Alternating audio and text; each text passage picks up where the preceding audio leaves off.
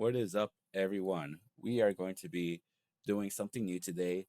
This is a recap of War League. Today, what I'm going to showcase is what I feel to be some of the most important matches of the week. And early weeks, what that means is basically weeks or games or matches that are decided with the fifth game. So these are all teams that are going up against each other who already have 2 wins each, and that fifth game is the decider. Before we get to that, don't forget RBT Chicago registration is open. Link of that in the description. So check that out. Also, don't forget we do have the IG page. If you guys want to give it a follow, would greatly appreciate it. Uh, and yeah, let's get to the video. Here are the pairings for the week. This is the red conference over here. You guys could feel free to look at that. And again, this is week 1. And then here is the blue conference. So we got, like I said, a couple of matches. We got 4 that I know for sure went into the fifth match. I'm not sure if there were any others, if I missed them. Hopefully we could catch all of them next week. Uh, but yeah, if I missed any, you could feel free to drop them in the comments or anything.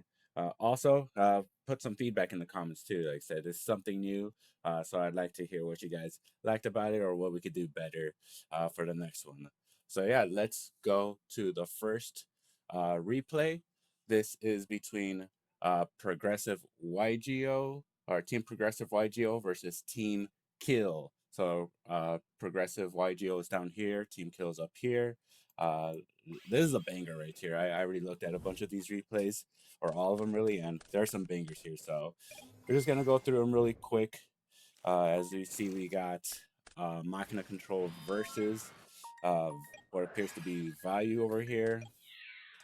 And early on, it looks like Value is off to a pretty decent start considering not opening up the best, but just a crackback uh, of the Machina deck is is there, like when you have a 1 card monster reborn basically. But yeah, and then you see here uh, trying to do the best with it. Then just a Kais is the nail in the coffin for that game. Over here we got Value going first. Dust Shoot, always a good opening. Set Rams Hamster, but Jane just battles over that, making sure like you don't fall too far behind. Know the Necro off right there, pretty good. But as you can see, it's kind of getting a bit out of control over here on the Value end. He is just going off.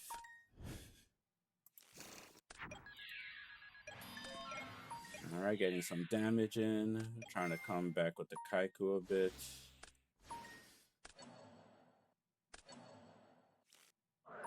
And I'm not sure. I feel like that just feels a bit slow, but I mean, what are you really going to do? You're trying to get back some cards, you're trying to get back some advantage. But 4 cards to now 7, it's just not doing it. So interesting that he hit the monster there, considering we got... Actually, no, hitting the monster was fine. But now Value trying to mill, but not getting really any pieces together. I mean, he already got a Sirocco engraved, so this Value might come in really nicely a bit later. Banishing the Value, fairly smart to try to get rid of that. Necroing there, which is interesting. Going Black Rose, paying, but gonna MSC his own oppression.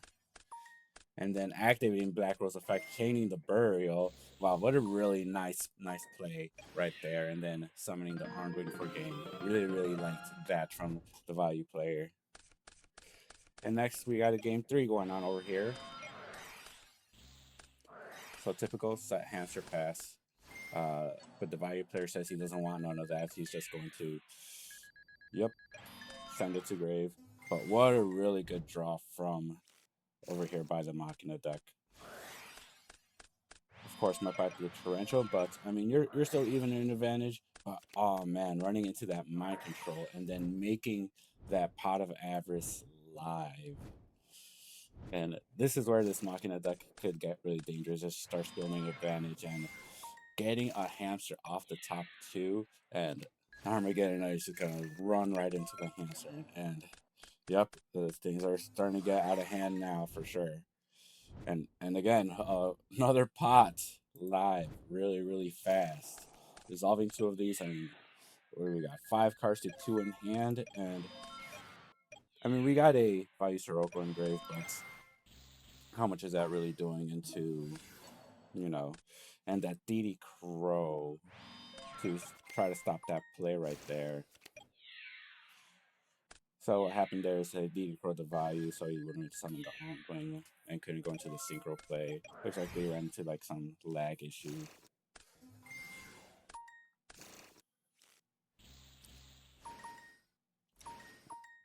And right here, the Vayu player is just trying to do whatever they can to, you know, just try to get back into this match, you know.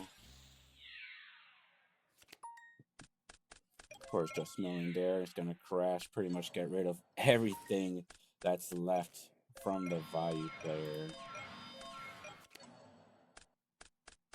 And just trying to go as long as possible. Just trying to search for something. Sending a Vayu, but doesn't have anything else. Top stacks return, but will that be enough? And of course, another pot of avarice being resolved. It's just like all the advantages over here. And of course, Activist the Return now runs into Torrential. Doesn't want to attack into Gores, but I mean, at this point, like, you got to think you just kind of got to risk it, right?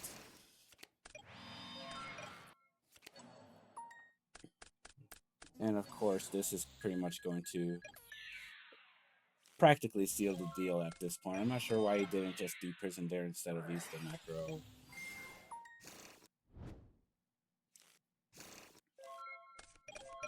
And I think that'll do it. Yep. So that was the first match going to Progressive YGO. Next, we got over here Team Cheesecake Factory on the bottom versus, I don't know, Team Rhino on the bottom versus Cheesecake Factory up top. So let's see how this match goes. Rhino, uh, I used to be on that team, so I am a bit biased towards them. So hopefully we see them win right here. Very optimal opening right there. Whirlwind Shura, some back rows, Solemn, Draw Trap, Deep Prison, and going up against GBs, which I like to think of this as a pretty favorable matchup for Blackwings. But that was just wow. I mean, no chance right there, basically. This was an interesting game over here.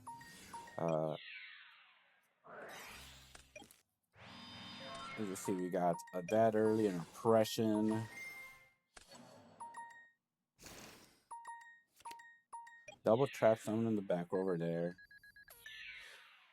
And as soon as he's going to try to tag into Bestiari over here, which we do see, he's going to try to bottom this. And of course, Dust. That was a pretty good exchange right here by the Rhino player. Heavy board presence here. Normal special, trying to counter this massive board over here. Set this. And over here, wow, and you'd think that that would be the end of that game right here. Just, there's just like nothing here. It's like too much pressure, oppression on board. Wow, could you try to save his life right here? Top stacks a Proving Ground, which gets him the Laquari to attack over. He's going to try to pay 8, but that is going to be met by Trap Stun, keeping the oppression on the field. And of course, now only choosing to pop the monster and keeping the oppression, saying that this Gazaris is going to ride his way to victory, and we'll see if he could get a game three going over here. Take some damage there. As we see, I mean, this was an interesting call to keep this in like alive because it made the dad dead and made the Cyber Dragon dead, and now there's no more dad coming because there's way too many darks. Brain Control trying to attack for game right there.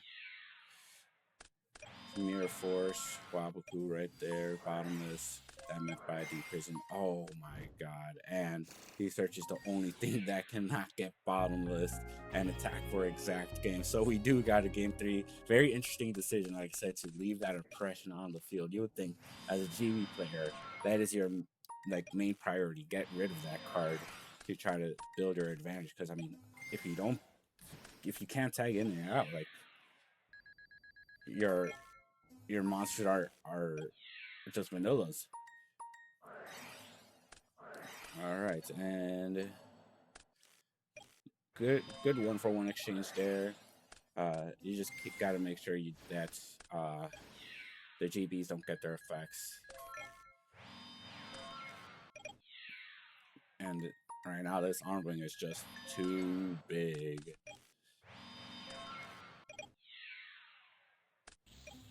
Deep prison, but normal summoning another big monster.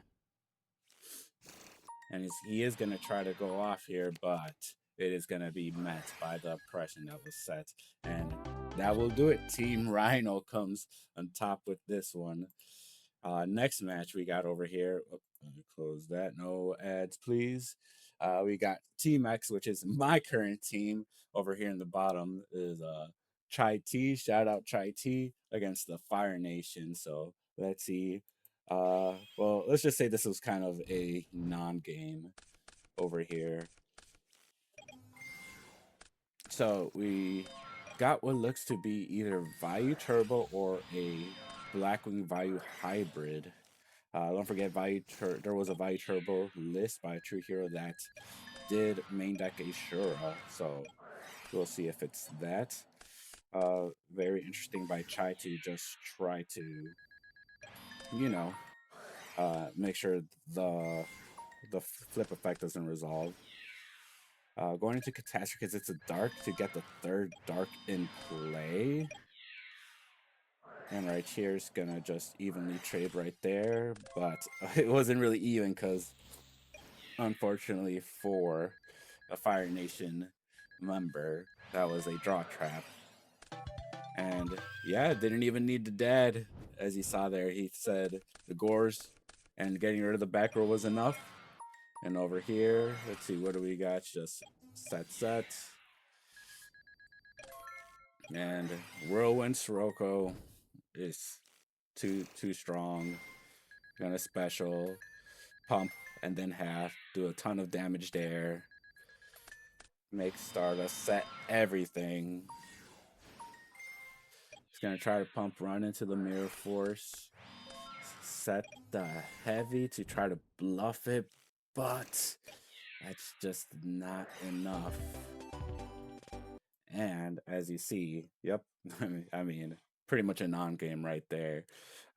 So yeah, Team X, we got the first, our first win of the season in week one. Now let's see the last match of this recap. What do we got? Oop, we forgot to refresh here. Oh no, don't look. We don't know who won yet. We don't know who won, right?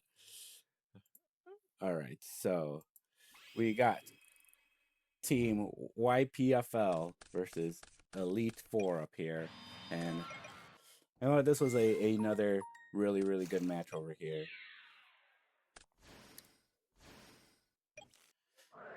So just a set Dandy right here to get some tokens on board. Pretty slow opening, but that top deck.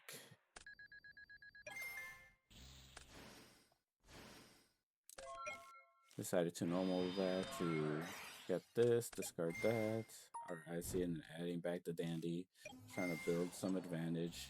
Tributing one of the tokens. Banish. Oh my god.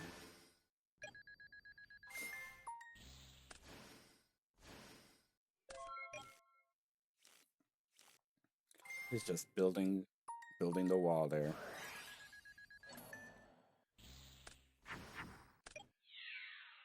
Getting rid of some tokens here. Probably gonna deprison the Stardust. Oh no, deprisoning the Gores. I guess he's hoping that the force is gonna be enough. Oh, and top stacks the heavy storm.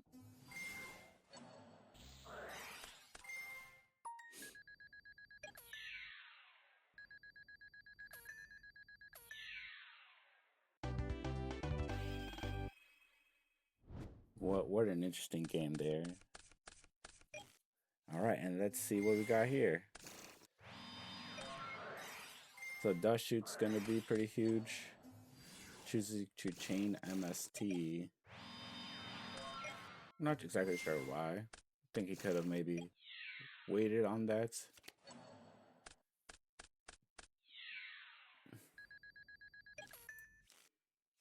We had a value, a plague engrave. So a very, very slow start over here for this plant machina deck. He's gonna be doing some chip damage over here. You know, just hitting them slowly chipping in there. And then going for level 8 play, choosing the dark end, sending it. Gonna attack with the Armageddon Knight. Very smart to choose not to attack there because of the deep prison. Obviously, you don't know it's a deep prison, but I mean, it's just very, very smart to never attack with this dark end to potentially get rid of future hamster rifles, and then of course setting another one. Like, and that's going to be met by that deep prison, and that's that. So two very, very. I would say that second match was really well played over here by the Vayu player. And of course, Stardust play unfortunately got met by just a Dandelion.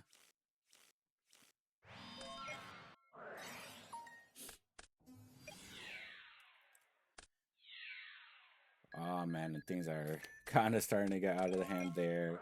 Milled one piece, but milled the dad, which is unfortunate.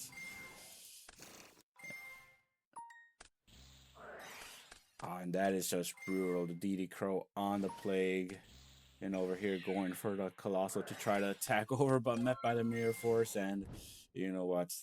Yeah, this last game was not it for the value player. It's this Plant Machina deck. Very interesting, like choice of cards over here. Usually, you only see the quick drop package in the Machina build, but very interesting to see that the main deck Titanium as well. Like I assume there's like lone fires and stuff too. But yeah, I mean that lone fire it breaked for him game two, but that game three he was able to normal summon it and utilize it to punch over the Stardust. And yeah, I mean that was just too much pressure early. Just the enough protection with the Mirror Force, and good job Team YPFL for getting that win this week, beating Elite Four. Uh, and then we also got a couple shout outs. Let's look at the standings really quick. So this is the standings, but there were a couple teams who won, who got perfect wins this week, winning 5-0. And those teams being Italian Shuffle, Crebones, and Josu Christ. So shout out to these guys. As you can see, all these guys at the top of this conference. No teams in Team Blue got a perfect win, as far as I understand, or as far as I remember. I will try to keep a closer eye on that for next week. Uh, but yeah, I mean, that's basically it for this recap. Again, drop the feedback in the comments. Let me know if there's any matches you're looking for in the upcoming week. And yeah, I mean, that will be it for this one. Peace out. Catch y'all in the next one.